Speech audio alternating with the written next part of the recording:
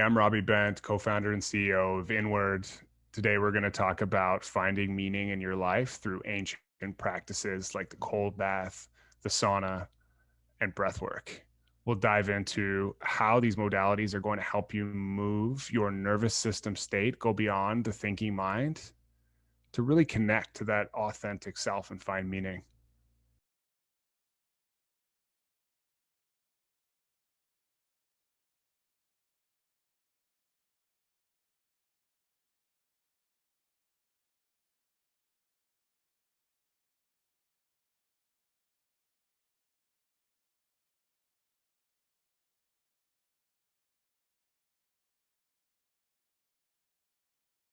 A good place to start is just how a society changed in the past 15, 20 years. Even better. And Yeah. yeah, right. And like the why is people are addicted to their cell phones. And so even if you don't resonate with that term addicted, average person spends 3 hours on their phone per day, primarily looking at social media, email. And so every time you're looking at this because you're bored, you're changing your dopamine pathways, which are your neurocircuitry responsible, manages your reward system. And so it used to be, you're driving home from work and you're bored. That's completely normal. You're going for a walk, you're bored. Most of the day you're not consumed. And in the last 5 years, certainly it's like if you're listening now, Slack is running, you have 15 work messages. There's like 5 emails that you've got open. You're checking your social media. There's like 15 ways to get a hold of you. You think of like all the newsletters and emails you get in your inbox. It's crazy. And so as a result, that's impacted our breathing patterns. And we're just, for a fact, overstimulated. And so maybe 20 years ago, you didn't have to think about this because it was baked into your day. But now it's not. So you're always thinking. And as a result of that, your body, your mind feels like it's under stress. And your brain doesn't know the difference between an email message that you're late or have to do this, or a comment on your Instagram that's maybe insulting, some type of tweet that you don't agree with. These things that generate emotions, your brain doesn't know the difference between real stress, like I'm in danger, and perceived stress. And so as a result, we're always in this stressed state. And the stress state can be useful. It's like what we use to survive. However, it makes it very difficult to connect with emotion, to connect with meaning. And so we're finding ourselves more and more in this state that we're not meant to be in. So that's kind of the baseline for all of this, is spending too much time in this like sympathetic dominant state, which is kind of like, think of it as, easy to understand, the gas pedal of the nervous system. And so it's Yeah. also called the fight or Hmm. flight or freeze state. So it's, blood flow to the brain and the muscular system, body getting ready for action. And that can be as simple as like a meeting. And so we're always in that state now. And as a result, we're not as connected to the parasympathetic state. And what that means is like the rest and digest state. So blood flow to the organs. You think about this state when you're looking someone in the eyes, giving somebody a hug, when you're salivating and hungry, when you're eating, when you're having sex, in these states of like emotion and connection. And so due to society, the way we, interact nowadays, we're primarily in this one nervous system state. And so all these methodologies we're going to talk about today are really, how do you move your nervous system into the rest and digest more of the time, or gain control over your nervous system, and as a result find meaning, feelings of love, personal connection, all these things that are sort of missing in today's age. Thank you so much for that breakdown. Very well said. And I think it's really interesting how you pointed out that a lot of times where we are in our wellness journey, it ultimately is our responsibility, right? We are either choosing to do or not do things, choosing to eat or not eat things, choosing to think or not think things. But in this case, there is so much more going on outside of our self that is most likely working against us. Now, maybe to the person listening that's in a cabin on 100 acres in the middle of nowhere, you're probably a little more chill than the rest of us. But for the rest of us that do live in cities, that are commuting, that are on social media, that are a part of this modern world and has a lot to offer, it's really kind of hard to put that barrier, or even to choose to see that there is a barrier in getting us closer to our goals, in being more present, in reducing stress. And so I think what you just described there is kind of giving us permission, and taking a little bit of that, that responsibility off of our shoulders because of just what the world around us is doing. And it's a big world and it's going to keep on spinning. But now that we're aware of all these things going on, now we're aware of all these, this term I heard years ago that I love, weapons of mass distractions. That's step one, right? So what you just described as step one is becoming aware of all these things that are maybe working against us. So now that we're aware of this, how can we introduce more of a barrier? How can we really just, choose to not allow it to continue to work against us? Yeah, so that's really, really interesting question, right? It's okay. I get what you're saying. Makes sense to me. I resonate. I'm on my phone all the time. Yeah, I feel that way. I feel overwhelmed. I feel busy. If you ask Mm. 99% of North Americans, hey, how do you feel? It's, yeah, I'm busy. Nobody's like, oh man, I'm free all the time. So, okay, yeah, I get it. Now it's, well, what do you do? And so it takes me like my journey into all this stuff, and we can get into details, but I, struggled with addiction for 10 years. I had a startup failed. I was at rock bottom. So if you're listening and like, oh, well, this guy just spends all his time doing this and like, it's not for me. Well, yeah, it is. It's for anybody. And that's why I'm so passionate about it. But struggling with addiction, living in my parents' basement, fully broke, moved to Israel. Long story short, got pretty into meditation, tried to change my whole life around. I went to this Vipassana retreat, 10 days of silence. At the retreat, I learned about psychedelic medicines, flew to Peru, did ayahuasca 4 times, like deep in the jungle, and completely changed my life. And so I've actually been sober now for almost 6 years due to these practices, the psychedelic medicines, the meditation. And during that 6 years, I got super passionate about teaching people about this. And just by luck of the draw, I ended up working for Ethereum really early on, and that exploded. And all of a sudden, I also met my fiance, and my life somewhat coincidentally just really improved. And I had these daily practices, and I went from like rock bottom to, okay, I don't feel like a failure anymore. I feel successful and I feel healthy, and I'm really into these practices. And I tried to teach meditation and psychedelic medicine work to, many, many people. And the feedback loop for meditation was so difficult. Like if you're listening now and it's like, yeah, I tried Calm, I tried Headspace, I sat for 3 months and like nothing happened. It's because it's a skill that you're learning that can take years. Like one 10-day meditation retreat is the equivalent to 2 years of 10-minute headspace sessions. So it's like, how are you expecting to learn and feel this thing in, a matter of months, which is for most people, that's the attention span. I know even the most disciplined people I know in the world struggle with meditation. So if you're listening and like, yeah, I've tried it, it's not for me, that's fine. There's other avenues. And so I was at this place of, okay, well, meditation is pretty hard to teach. And then psychedelic medicines are illegal. Many people are afraid. And even if you're using them, there's not really a system to integrate the behavioral change that you learn. It's still like so new. And so I was trying to get people into that. And, they were having good results, but then would come back into society, from their retreat, and like the behavior would change back to what it was before. So I kind of saw these things and just thought like, how can I help people get into these things? Because I know they have helped me change my life, and was just experimenting. And so we came up with sort of the hot, the cold, breath work, and we could talk about all of those. But the grand idea is just things that shut down the thinking mind. So again, if you're listening and you're like, oh man, my kids today and my financial situation, and I wish I got acknowledged at work, and like, does this girl like me, and like, am I cool enough? All these questions you have about your past, your future, your dreams, it's just never ending. And most are rooted in fear, because we grow up learning to survive our surroundings. And so it's like, I just want this to stop. And the first thing we mentioned was used to be bored, so it would stop, but now it's just always on. And so the very top level is, what are like the bazooka practices you can give to people that through physiological change, breath work, hot, cold, will stop the thinking mind and allow you to just be in the body and what we call the parasympathetic state. So that's like the main problem and what we're trying to teach people. And so it's like the goal is, okay, accessibility. How do you make people who have just said, yeah, I'm busy, give them a fun experience, a science-backed experience, and something that they're actually like gonna do and feel quickly because they need to think like this is valuable. And that's exactly it. A couple things popped up there for me. First of all, I do think that it does need to be this quick change, this quick disruptor of the norm. Otherwise, we're not maybe going to be interested. We're not going to be stimulated enough in the right way, or our brain is not going to be.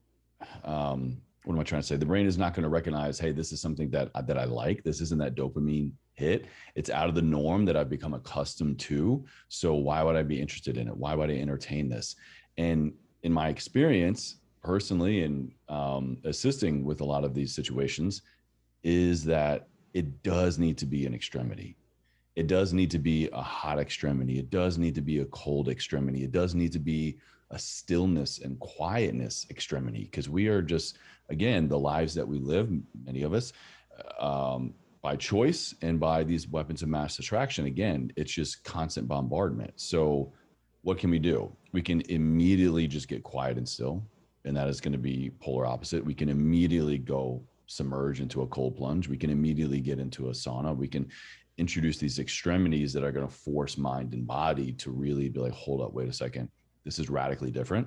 I need to think, act, and feel differently. And it's like, also, this is probably new. So what's the protocol here? So speaking of, can you walk us through a little bit of these extremities and the protocols? What is it? What is so unique about, let's start with maybe the cold submersion, that is a hard disruptor? What is going on, and what's the protocol during? So we started with the cold.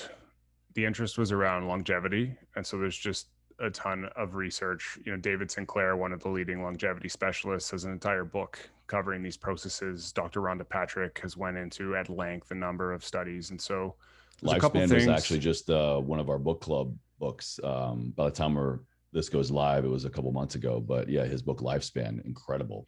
Yeah, so your listeners will know that's the number 2 ranking. Look, everything to do with longevity is putting your body through use stress, so good stress, and that's how we evolved, was in times of stress. And if you think of now what our environment is, food whenever we want, temperature completely standardized, and so exercise, we're sedentary all day, and so those are 3 types of use stress that help the body, right? And so it's like not eating for a while. That's how we evolved. We'd only have meals, once in a day or once every couple days.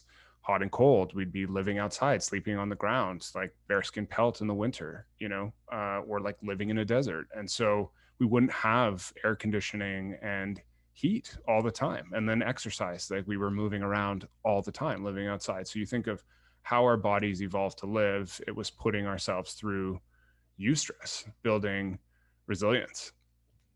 So let's, health benefits aside, we'll talk about the cold, and then a little bit about what we kind of stumbled on that I think is really special. Because initially I thought this is a health and longevity practice. And so when you get in the ice bath, neuroepinephrine is triggered in the brain. And it's your body's response to like, hey, this could be dangerous. So you actually are, this fight or flight sympathetic nervous system we mentioned is triggered. And as a result, your body starts to breathe quickly through the chest. You see this like hyperventilation. And so the first thing we do is teach you to deal with the fight or flight system and move the breathing into that parasympathetic rest and digest state, which we'll explain in a minute. But so this norepinephrine is increased, and this is a neurotransmitter responsible for mood, attention, vigilance. So it's your mind saying like, hey, I need to be aware. Well, what does that mean? Any thoughts of like your grocery list, like your rent payment, your girlfriend going out and yelling at you, or your kids, or whatever it is, or your boyfriend, if you're a female listening, any of that just fades away. And it's not like you need to be in meditation and be noticing it. It just happens physiologically. So for a lot of people, you can think of it as an onboarding or training wheels into a meditative state. Like it's so powerful. It just happens immediately as a physical function of the body. Now, this norepinephrine, it also has tons of benefits, hormonal benefits that cascade. So completely anti-inflammatory, blocks inflammation pathways in the body, two things that people that live to 100 have in common: low inflammation scores, strong immune systems. And so this isn't like a local ice pack, it's legit. Inflammation pathways are blocked. And so you see CrossFit athletes, NBA players, like we've known about this for a long time. And for the average person, inflammation causes 70% of age related disease. So, yeah, of course, anything that's going to reduce inflammation is beneficial. The second is immune systems. And they've done studies on winter swimmers versus non winter swimmers and have seen significant increases in white blood cells. So you're listening and it's like, okay, there's obviously this talk of a pandemic. How do I increase the ability of my immune system to become stronger, right? So from a longevity standpoint, those are fantastic. Your body to create heat when it's in the ice bath, the powerhouse of your cells, the mitochondria, the electrical gradient across them turns off and they're saying like, hey, I need to survive. And so your body starts to shiver and starts to burn fat to create heat. So your metabolism ramps up to 3 times. And then the antioxidant systems of the body actually kick in. And you don't need to know these names, but just so you hear that, like I've done the research and trust me and aren't skeptical, like superoxide dismutase and glutathione reductase are the antioxidant systems. And people hear that and like, okay, I can trust this, right? And so this is the spiel we give when people come, is to really understand that like there's hard science and evidence backing these changes. So all of these things I mentioned have been documented in research papers. So in 2 minutes, that's the length of the ice bath we recommend when you start. You're boosting your mood and awareness, getting into a meditative state, reducing inflammation, boosting the immune system, improving your antioxidant systems, which help with aging, and then increasing your metabolism. So fantastic, right? Now, what happens in a mental state, which to me is like significantly more interesting and wasn't something we discovered until we'd run hundreds of people through and saw the reaction and then did research on the breathing element. And so I mentioned that fast breathing is triggered that when you get in. And so you teach your body to respond with parasympathetic style breathing. So if you're listening, you put a hand on the belly, breathe deep into the diaphragm, just one slow, like make your hand rise. Nice long slow exhale through the mouth. And in that single breath, you can notice yourself like find a little bit of relaxation.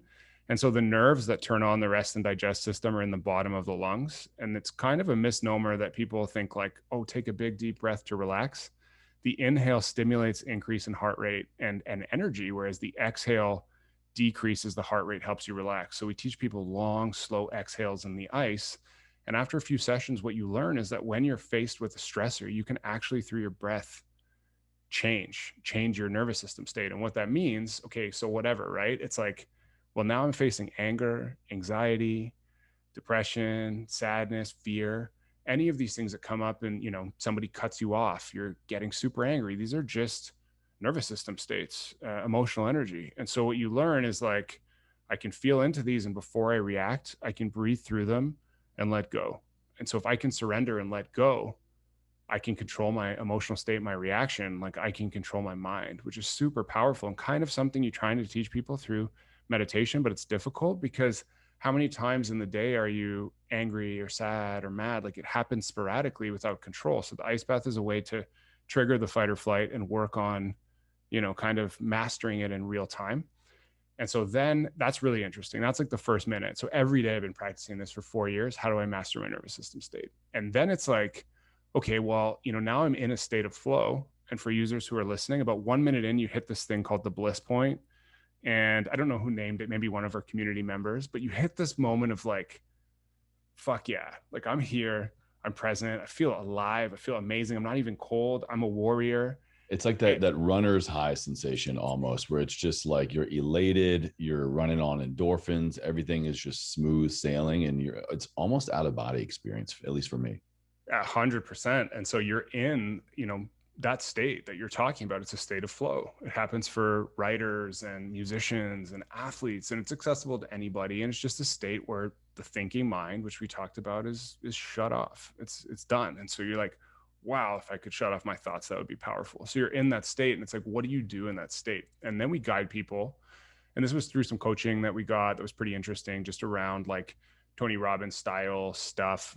There's a lot of like, Carl Jung and psychology around this, but subconscious beliefs and subconscious programming. So it's the way from like 0 to 7 that we learn to act based on what we see, the stories that we tell ourselves about, I'm not good enough, or I'm unlovable. And these things help us survive, And so an example of this is maybe you went to give a speech in grade 2 and some girl called you fat, or something happened. And then you think like you had a stutter, whatever, somebody made fun of you and you're hurt. You're like, you know what? I'm not a public speaker. I'm going to avoid that. I'm not a confident person. And so you develop these stories to deal with, failure, rejection throughout your life, and they persist into adulthood. And so these are your subconscious beliefs that then generate your thoughts. And so these can be changed through emotion and repetition. And so what that means is, and we take this from psychedelic medicine work, is like you think of an intention of a feeling you really want to cultivate. Maybe it's self-love, maybe it's bravery, compassion, forgiveness, empathy, courage. Whatever it is, you remember a time you felt that way before in that state of flow, and you feel it. So it's like, okay, a time I was brave was when I went and asked for that raise and I got it, and I stood up, for my beliefs, and I'm confident now. And you remember what it felt like to be in that confident state, and you're slowly giving your subconscious mind evidence that like you are brave, you are loving, you are compassionate. And if you do that every day, you can start to take the edge off these subconscious beliefs. And so as soon as we started thinking of it from that level, it's like, holy shit, we're giving people this thing that's exciting, making them feel good, allowing them to surrender, and changing their belief patterns. And to my knowledge, nobody else had combined all of this style of thinking into like something as simple as the ice bath, because there's a lot of people who are doing, self-hypnosis, different subconscious reprogramming, journaling, all these different things that are amazing, but they're doing them single player at home in a way that's kind of a chore. And so it's like, okay, now there's this ice bath, and it's like the music is amazing, and there's sound bowls behind me, and like they put essential oils on me, I'm breathing in, and you're like, all these sensations are coming in to make personal growth fun and inspiring. And so that's one example of how like this modality of the ice can be kind of reworked to just be really powerful. Yeah, I love how you hit on so many different points there for so many different people. The ice is so beneficial for professional athletes, weekend warriors, but also the longevity aspect. What it just does for a human being across the board is profound. So if you're not someone who is trying to just dramatically decrease recovery time because you got a game tomorrow, or you're competing at a powerlifting competition, or you're just wanting to just feel good, to pick up your kids and to grab your groceries and to just play with your dogs or whatever, there are so many profound benefits here that reduce inflammation, increase longevity, increase that mind body connection for damn sure. And correct me if I'm wrong, but what I heard you kind of describe there was it helps you also kind of, when you are facing life stressors outside of the bath and outside of that cold environment, kind of train your body and your mind to kind of deal with it more quickly, to have an automatic like protocol for dealing with this stress. So it is less of just a stress, what do I do, oh my God, but your body's like, no, we've seen this before, we know how to respond.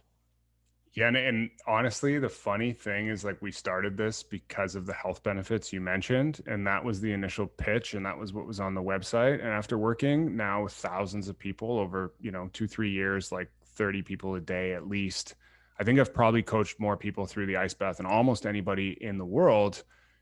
It's not even a health practice anymore. It's a mental practice Oh, that's like, wow. this is what I'm most excited about, is that like, you want to work on emotional regulation. And what does that mean? It means like, I'm sad, there's grief, I'm depressed, I'm I want to struggling, I'm change state. anxious. Yeah. Exactly. This is the best tool that I personally know of, or that's worked best for me to like immediately stop those emotions, notice them, and change my breathing. And so, an example of this is like, we have people that are 65 coming in, like all ages, races, genders, doesn't matter. There's people coming in that like nothing to do with athletics, doesn't matter what kind of shape they're in. It's not about recovery. It's just about shutting the switch on the thinking mind. And an example, I own 2 restaurants, and during COVID, I was like, fuck, I'm going to be bankrupt. And our restaurants are shut down, and I'm like stressing out. I have this physical space that's a garage. Like, okay, this business isn't going to work. And I was getting in the ice bath every day, just like wake up, boom, get in it, change my state. And like, okay, you know what? This isn't that bad. I can face it. And so if you're listening and you need a break, if that's appealing to you, to just like, I need a switch, like an energy switch on. This is it. And it works for anybody. What about the opposite, man? What about this heat therapy, IR sauna, infrared sauna therapy in general? What is it that's so unique about the heat that has additional longevity benefits, anti-inflammation benefits, or is it totally different from the ice? Yeah, so there's a ton of physical benefits, which we'll get into. But what's really interesting about the heat is like, and you've heard the story about the cold, and it turns out it's not really the cold. It's like, we're using sound bowls, essential oils, surrender and breath techniques, subconscious reprogramming. But you only have 2 to 4 minutes in that ice bath before it's, hey, I need to get out. So the interesting thing about the sauna is, think of it as this container that allows you to control the humidity of the air, the heat, the light. So it can be completely dark. You can have candle lit. You can have thumping music. Then there's the stove, which has essential oils, these crazy smells that are like the spirit of, cedar and florals and spice and citrus. And so you have control over all sensations. Sometimes we use traditional venic, which are like oak leaves or birch leaves tied together to do these like type of massages that move the dead skin. So you think of the sauna not, again, as the longevity benefits, which we'll get into, but of this container where we can control any sensation to take you on a mental journey, shut down the thinking mind. And so the sauna, imagine a yoga class, yin yoga in the sauna, a sound bath in the sauna, a breathwork in the sauna, a self-hypnosis in the sauna, and you're being hit by like amazing smells, live instruments. Just, if you think of, hey, and this is why we're so excited about it, is because psychedelic medicine experience is not that accessible. It's not legal. So how do we create those styles of experience that shut down the thinking mind, the default mode network, and get you into your body, into the parasympathetic state? Well, like, this is the best container. Like, there's so much excitement. And I don't, people think we're crazy when I'm telling the stories. It's like, well, what is a 40-person sauna class? Like, what the hell is that? And so it's like part performance, part hypnosis, getting you into your Mm. body. And so it kind of, from a physical standpoint, operates a little bit different than the cold. The cold is like instantly turns on the fight or flight. The sauna you're in, and it's warm, feels great. 1 minute in, 2 minutes in, and your body's in that rest and digest state. It's feeling relaxed and drawn to the heat. And it's only over time, as your body starts to overheat, your mind saying like, hey, this could be dangerous, get out. And so it starts to produce dynorphin. And dynorphin is a hormone that, makes you feel bad, makes you feel claustrophobic. And it's your body's way of telling you like, get out. Now, the Quite longer you, literally, like, get out of this box. Yeah. exactly. And that's when you feel like uncomfortable, and, you go to a spa sauna, you don't know that you're actually supposed to push your boundaries for a lot of these hormonal effects to happen. And so you're in for 5 minutes and you get out, and so the key is, though, the longer you push yourself, the more dynorphin you build in the brain. When you get out, your brain is ready to produce and latch onto endorphins, which are like the feel good hormones. And that rush lasts the entire day. And so there were some studies using a sauna, infrared sauna, and a light box for depression that had some of the best scores as a treatment for depression. So it's like science backed, amazing for the mind, for feeling good, firstly. Then there's all kinds of other benefits. So they did a study on 2,000 men in Finland over a 20-year period and found something like 60% decrease in all-cause mortality. The percentages might be a little off, but like massive decrease in heart cardiovascular disease, which is the #1 killer in North America, and massive decrease in Alzheimer's. And so if you think about your heart rate, you get in the sauna, your blood vessels dilate. It makes it easier for your heart to pump blood, and you acclimate, you become heat acclimated, which means it's easier for you to get nutrients throughout your body. And there's all Mm. kinds of other amazing increase in growth hormone. So it's fantastic for exercise recovery, increase in BDNF, brain derived neurotrophic growth factor, which is increases neuronal connection. So potentially like improvements in brain function, Mm-hmm. Mm-hmm. increase in heat shock proteins, which help remove plaques from the body. And so that's potentially why you might see such a decrease in Alzheimer's. Detoxification. Think about our environments now, like plastic, phthalates, heavy metals, tons of research around just sweating being beneficial for detoxing. So again, from a longevity standpoint, there's just a ton of benefits for pushing yourself. And it's something that we would have done since the beginning of time in all cultures. So interesting thing about the sauna, the Temescal in Mexico and Latin American countries was like kind of the traditional sweat lodge spiritual experiences using darkness to go beyond the thinking mind. Ancient Rome, the bathhouse, right? A place for discourse, the best ideas, people would gather and share ideas. The banya in Eastern Europe and Finland and Russia, the hammam in Turkey, the onsen in Japan, where it was used for like business and socializing. These It's so interesting because these things have almost been lost in North American culture, but they've been around since the beginning of time. Like, Yeah. cold, Yeah. hot, breath, simple. It's one of the most uh, foundational practices I think humans have ever had. And you bring up another aspect here in these types of old world rooms and practices. It was very rare when it was just one person. It was a couple people. It was you and the tribal leader. It was you and the the senators in the bathhouse there, and it was a community aspect. What is so unique about these dynamics that not only introduce a change state for us, but the power they have when we are with other people?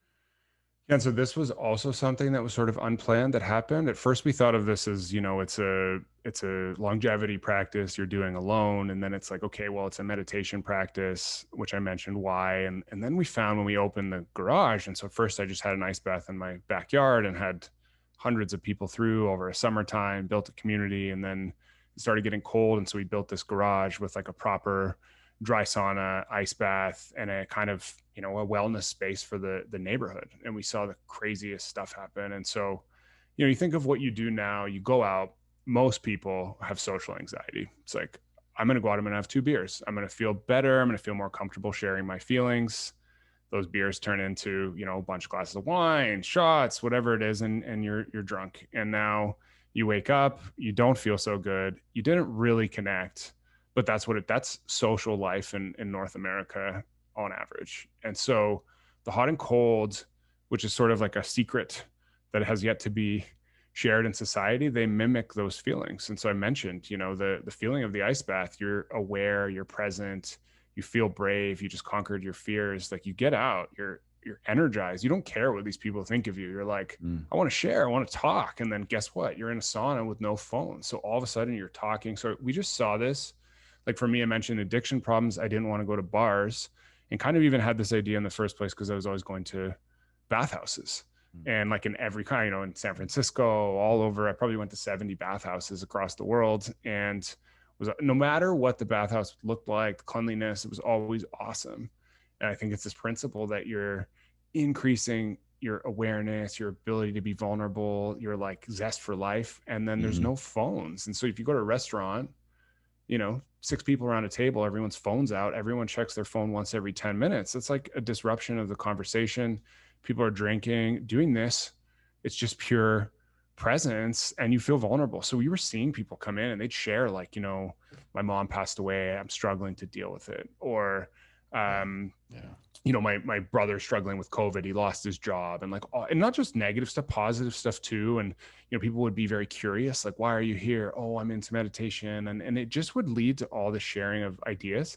And so we would, it's obviously no phones allowed, and we would, at the start of a class, we would just ask people to share in a circle one healthy habit, and that would kind of set the tone that it's okay to talk to people. It's not weird. It's meant to be a community space. So like, don't, and then yeah, it's like, we're here to come together. Yeah. Exactly. Cause if you're, you might be at a spin class and like the person beside you turns around to talk to you, like, what are you doing? Like, I'm trying to spin. Like, it's kind of weird, And so we're trying to set the tone of this community space where you can make friends, you can share. And it's honestly, people came in the sauna and then one meeting and like they're on a ski trip in Whistler together. I know I of love like that. 6-7 couples that started dating. Like, it just, for me, and this was proven all over Europe, but it is like the ultimate community space. And so the new space we're building, I mentioned 40-person sauna, crazy performances, breath work, sound baths, all that stuff. But 8 p.m. to 1 a.m., it operates like a bar. And so a Oh bit louder shit. music, maybe some ecstatic dance, soda waters, no alcohol, but you Wow. just kind of hang out. And so there's a fire pit around the fire pit stadium seating, because humans have gathered around fire since the beginning of time. And so the space is kind of like, guess what? You don't have to go to, a float studio or like one of these wellness centers on your own to be healthy. You can be healthy when you socialize. And that's Yeah, where yeah. is the problem for most people, is like, what do we do 9 p.m. to midnight? Let's go to a bar, let's go to a restaurant. So trying to provide something that's like going to capture your imagination, attention, community, but then be healthy also. Think about this too. I mean, how many of us would do that, do that, of go to a bar because that's where we want to come together with a friend or friends, or we want to meet somebody new, and we want to let our guard down. We want to, most likely, most of us are going to be consuming alcohol so that inhibitions lower, we become more relaxed, we aren't so uptight. And what does that really say? What are we really after? We're really just trying to get to a different state of being that allows us to connect with other individuals in a way that we maybe feel like we can't otherwise. But there are so many other ways to get there. And what you're talking about is the path.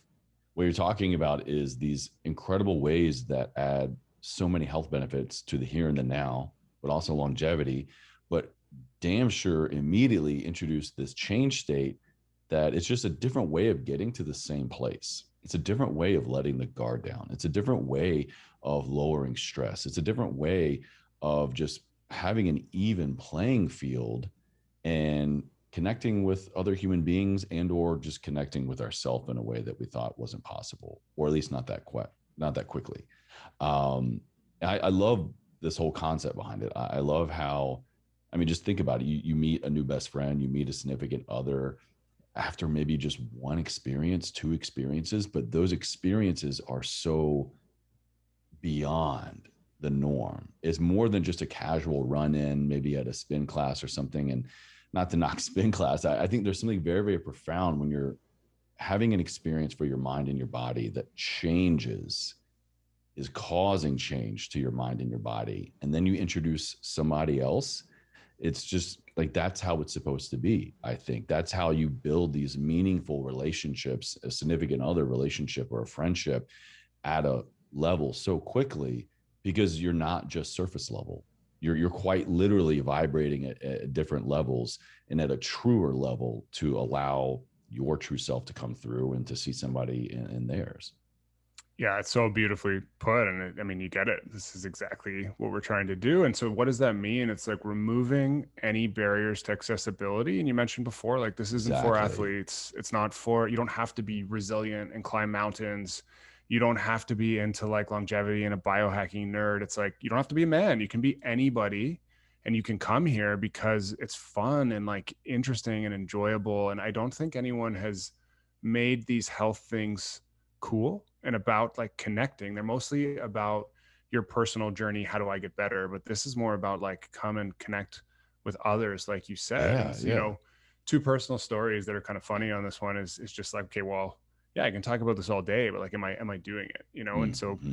my second date with my fiance, she introduced me. She listened to a Rhonda Patrick podcast, I don't know, 4 or 5 years ago, and brought me to, we were like, let's go, let's find a bathhouse. So we find this place, dingy, it's back of a strip mall, kind of looks like maybe an exotic brothel or something. We go in and have the best time. It's open up, we're chatting, it's our second date, we're vibing, we're having tea, we're talking, we're connecting, we're looking in each other's eyes, which like sometimes that's weird for, for a second date. And like all the nerves are gone, and you're kind of, you're not even wearing clothes. So you're not having any makeup, what you look like, you're at your base level of who you are. So you Here think I of like what am. that means Here I am. for Yeah. exactly. And that is intimidating to some. I totally get that. But for us, it worked like super well. And then funny enough, because that became the business we're working on together, last year, I actually proposed in the sauna. And so, it was No like, shit. yeah. And That's so it was like, you amazing. guys, it's like you have these exotic proposals, and I love my fiance so much. Like, she's the number one reason I'm sober, more so than anything, is just her support. And like, she kind of saved my life, and she's just such a beautiful kind soul. Love that. I love that. And so we're in the sauna and I was like, fuck, we do this together every day. We should put some power around it. So anytime we're in a sauna, it's like this memory of love. And so we usually do make ice balls that we do massages with. And so I had the ring in the middle of an ice ball and gave No it to her. And way. she's This is beautiful. giving me a massage, and the ring melted into her hand. And she's just like, what's this? And I'm like, yeah, will you marry me? And I want like the sauna to be a symbol of our Wow. like power of a relationship. So I'm like, even it's so important to me and it works so well that like I proposed in it, so it just shows like what kind of connections you can have in there. Wow. I mean, to bring it full circle, what I think these things are doing is, again, adding so many health benefits, introducing a change state, but it is allowing us to get to a state of being, mind and body, without any distractions, without any notifications, without any energy coming in, harmful energy, without anything that the world has to offer that is a distraction, that can deviate us from the life that we want, the truth that we have, the truth that we're after. And just to be able to connect with another human being at the same time, I think, like, how could anything else be more real? How could anything else just be more like, this has come from the most true sacred place you could ever imagine for yourself and for another partner. It's amazing, man. Love it. You also have something unique to add that I think is really beneficial for somebody maybe curious about getting started with this stuff, that is scared, shy, timid, doesn't have, ability, resources, distance, it's not in their city or something. And I know Inward is offering a lot of this stuff, remotely, and you're kind of finding the power and the ability to deliver this stuff to somebody in a remote experience. What is that like? And is it on par with everything we've been talking about? Yeah, for sure. And so this is something we learned later. And, I was a student of Wim Hof, went to a bunch of his seminars, did his 10-week training program online, and so got introduced to breathwork. And, during COVID, the breathwork was something we were offering in our space, matching up with the cold, doing some of these classes to help people change their emotional state. And I can explain why that works later. Okay. But Yeah. then, when we had to close down, we were like, oh, let's do something for our community. So, 100 people on Zoom, everyone's scared, they're not leaving their house. And we just started doing free breathwork classes. And at first it's 10 people, then 30, then 80, then 200. And then people are asking for recordings. And so I kind of was like, wow, this is really interesting, because people are asking for breathworks for like financial security and stress. And then like a woman messaged us and says, hey, because of this class, I haven't been able to leave my house during COVID for months. And because of your breathwork classes, I've gained the power to like face my anxiety and go. It's like, Wow. whoa, this is what's Wow. happening, right? And Life so changing. yeah, and so I spent months reading almost every paper, like hundreds of research papers, all the major books from all the breathing experts, Patrick McEwen, Oxygen Advantage, and Laird Hamilton and XPT, and Stanislav Grof and holotropic breathwork. And these are all summarized very well in this book by James Nestor called Breath. Breath. Yeah. And fantastic book. And it's Profound. about, yeah, right. You're reading this and you're kind of blown away. And that's what kind of led me from, wow, breathwork as emotional release tool, to no, breathwork is actually the fourth pillar of health. And not breathwork, but breathing exercises, similar to diet, exercise, sleep. Like, breathing is that important. You breathe 25,000 breaths a day. Your style of breathing determines how much oxygen is getting into your tissues, your organs, your brain, right? So there's so many reasons why you might use specific breathing patterns as well. And so I read this book and find out 90% of people are breathing poorly because of, guess what? Too much fight or flight, too much stimulation, as we mentioned, which causes you to over breathe. And then when you're eating acidic forming foods, fast food also causes you to overbreathe to get rid of carbon dioxide to neutralize the pH balance in your body. And so what's happened, quick metaphor here, not going to get super scientific, but basically what's happened is, imagine oxygen coming into the lungs, and imagine the red blood cells as little boats picking up these oxygen molecules and then taking them. And I think this is a James Nestor metaphor, but to give him credit where it's due, but taking them to, the tissue, the organs, the brain, where that oxygen is then converted into energy that our body uses. And so imagine these little boats having like a lot of carbon dioxide around them as like the lubrication. So the boat door can open and the oxygen molecule in the boat can get out and be used by the body. Now, if you're over breathing, what happens is the level of carbon dioxide in the body decreases, and you have like a thermostat in your brain that's measuring how much carbon dioxide decreases. So if you're always breathing through the mouth, you're always in fight or flight, you're always eating processed foods, the level of carbon dioxide in the body decreases over time, and your brain starts to monitor that as the standard level. And as a result, your blood vessels constrict.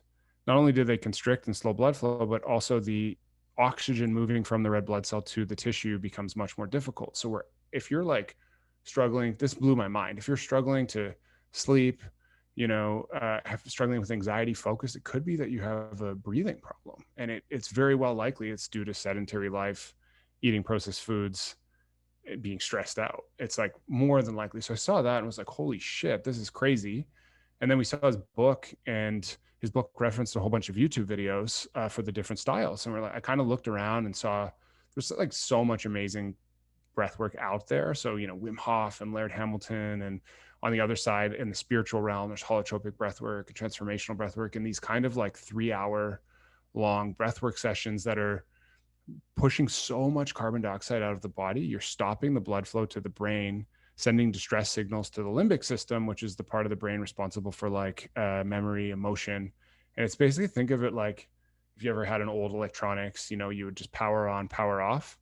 You're shutting down the brain, and as a result, traumas and energy from the body come up. And again, the thinking mind, the prefrontal cortex where identity is created, it's shut down. And as a result, we start to heal. We bring up this energy and let it go. We process. And so I kind of saw this mixture of things. One, foundational breathing was a problem. Two, there was no real like awesome website for $12, $15 a month where you had access to all these different breathing patterns in a way that was really fun.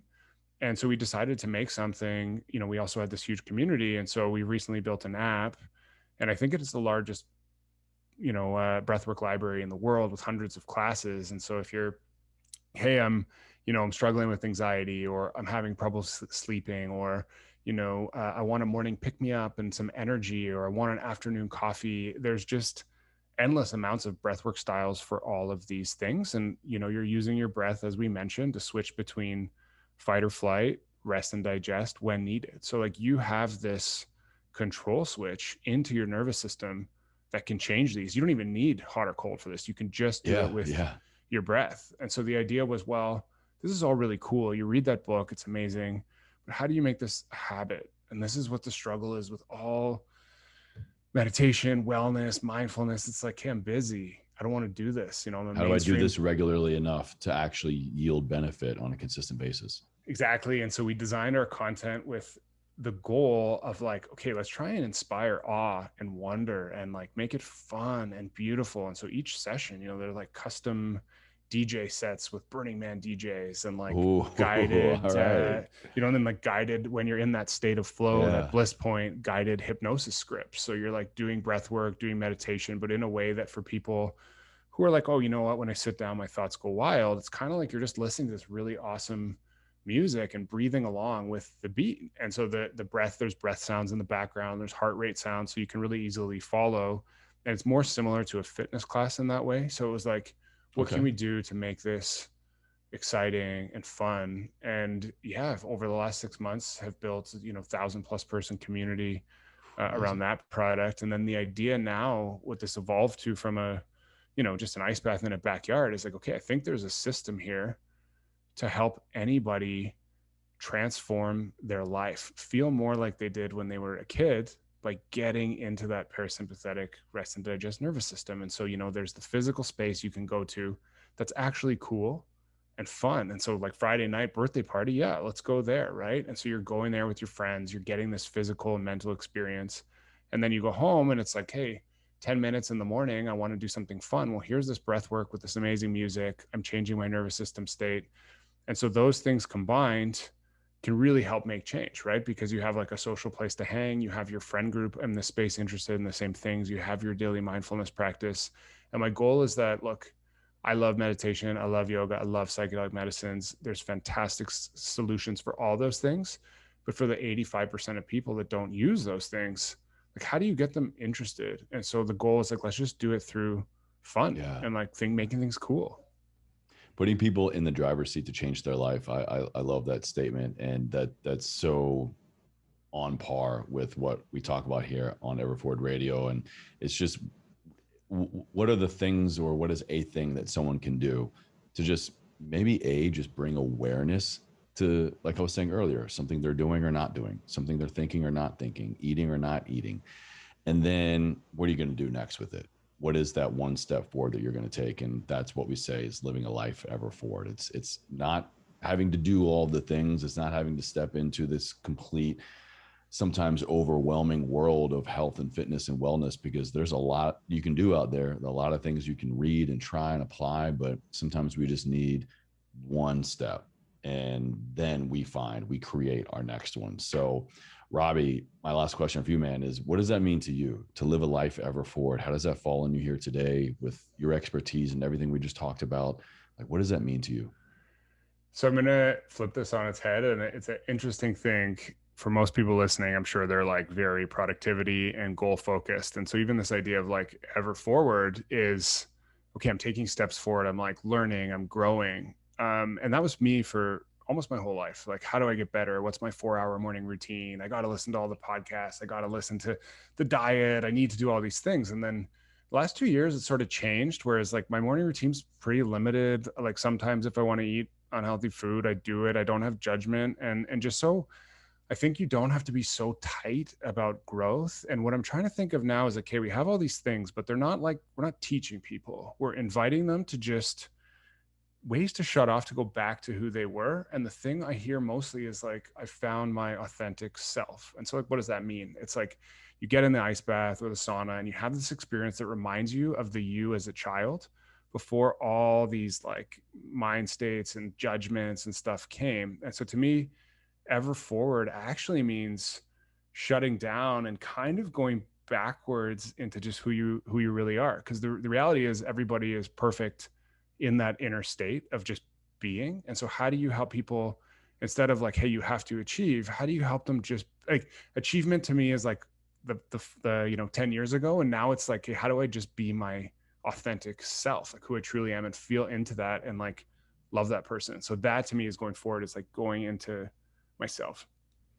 Move forward in your life by going inward. I mean, going inward is its own other journey. And you hit the nail on the head. I mean, a lot of times, myself included, we think in order to excel, in order to be the next greatest, best version of ourselves, we have to go, go, go, do. But again, personally speaking, profound value and profound change and long lasting change in just inserting stillness through a variety of modalities: ice bath, sauna, journaling, breath work, just taking a walk, and then going inward. Like when you pause long enough to go inward, there is a whole other world in there that you can move down that path for a while, for sure. Absolutely, man. Well, Robbie, it was a pleasure having you on here. Thank you so much for sharing your expertise and your experience. Anybody who's interested in ice work, ice bath, IR sauna, breathwork community, we're going to have all of the information down there in the show notes for everybody to check out. And the meditation app and just everything. I think now, here we are halfway through 2021, now more than ever, like this is the work that we need. This is definitely the work that I'm interested in, really, really interested in. It's growing more and more, but just, we were forced to kind of pause last year. We were forced to look inward. Well, I think we were given the opportunity to do so. It's just how many of us took advantage of it, Well, this is great, man. Thank you so much. Before we sign off officially, let people know where they can go connect with you. Like I said, it'll all be linked down in the show notes for everybody, but where can they go with you right now? Yeah. And so just a quick drop, we're going to be changing our name and brand. And so we Oh, okay. found, Okay. yeah, pretty cool. I haven't even announced it anywhere yet. It's the first time. So I'm not going to say the name, but inward it's one part of the vision, like going inward, super important. But then there was also like, okay, you have these experiences, I'll take you inward, but there's community. If you're around with 40 people in the sauna connecting, like what about belonging, connecting with others, meaning. And so we were like, wow, this really only covers half of what we're offering. So for Okay. now, at Inward Breathwork on Instagram, inwardbreathwork.com, but soon to be new links. Growth coming soon. All right. All right. Well, it was a pleasure, my man. Thank you so much. Thank you. Yeah, it's always fun to tell my story. And this was just, I feel inspired now to go out and build. Ah, love it, man. Likewise. Likewise. I feel inspired to get back into an ice bath soon here. I'm Yeah, overdue. nice. Beautiful.